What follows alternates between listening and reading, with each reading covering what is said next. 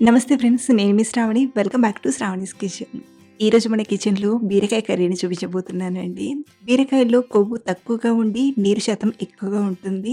సరైన విధంగా బీరకాయ కూర చెయ్యాలే కానీ రుచికి తిరుగుండదు. అంత బావుంటుంది. అంతేకాదు ఇందులో ఫైబర్ ఎక్కువగా ఉండడంతో పాటు పోషకాలు కూడా నిండుగా ఉంటాయి. ఇక్కడ నేను బీరకాయ కర్రీ కోసం 250 గ్రాముల నుండి 300 గ్రాముల వరకు బీరకాయల్ని తీసుకున్నాను. ముందుగా బాగా కడిగి పైన పొట్టును పీల్ ఆఫ్ చేసేసి ముక్కలుగా కట్ చేసి తీసుకోండి. ఇలా కట్ చేసి ఒక ప్లేట్‌లోకి తీసుకొని పక్కనుంచేయండి. మరో పక్కన స్టవ్ ఆన్ చేసి కడాయిలోకి గానీ లేదా ప్యాన్‌లోకి కానీ 2, 3 టేబుల్ స్పూన్ల నూనెను తీసుకొని నూనె వేడెక్కాక పోపు దినుసులను తీసుకుందాం. ఇక్కడ నేను ఒక టీ స్పూన్ పచ్చిశనగపప్పుని, ఒక టీ స్పూన్ మినపప్పును, అర టీ స్పూన్ జీలకర్ర, అర టీ స్పూన్ ఆవాలను తీసుకున్నాను. అలాగే ఇందులోనే సన్నగా తరిగిన ఉల్లిపాయలను తీసుకొని ఫ్రై చేయండి.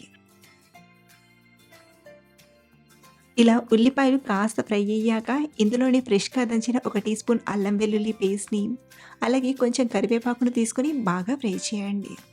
పోపంతా ఇలా చక్కగా ఫ్రై అయ్యాక ఇందులోకి ఒక పావు టీ స్పూన్ పసుపుని తీసుకొని ఒకసారి కలిపి, ఇందాక మనం కట్ చేసి పెట్టిన బీరకాయ ముక్కల్ని తీసుకోండి.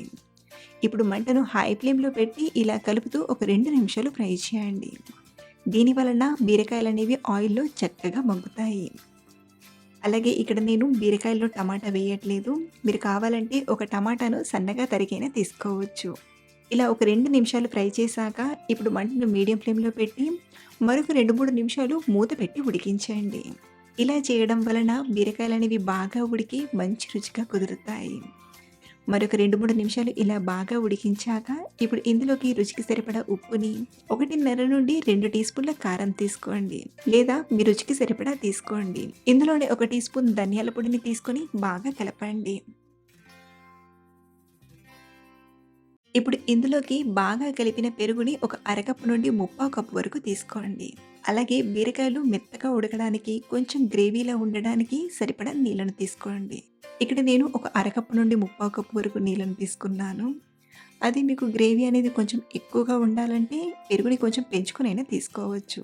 ఇలా సరిపడా నీళ్ళను తీసుకున్నాక ఇప్పుడు మంటను మీడియం ఫ్లేమ్‌లో పెట్టి బీరకాయలు మెత్తగా ఉడికేటంత వరకు మధ్య మధ్యలో కలుపుతూ ఉడికించండి. ఒక 6, 7 నిమిషాల తర్వాత చూపిస్తున్నాను.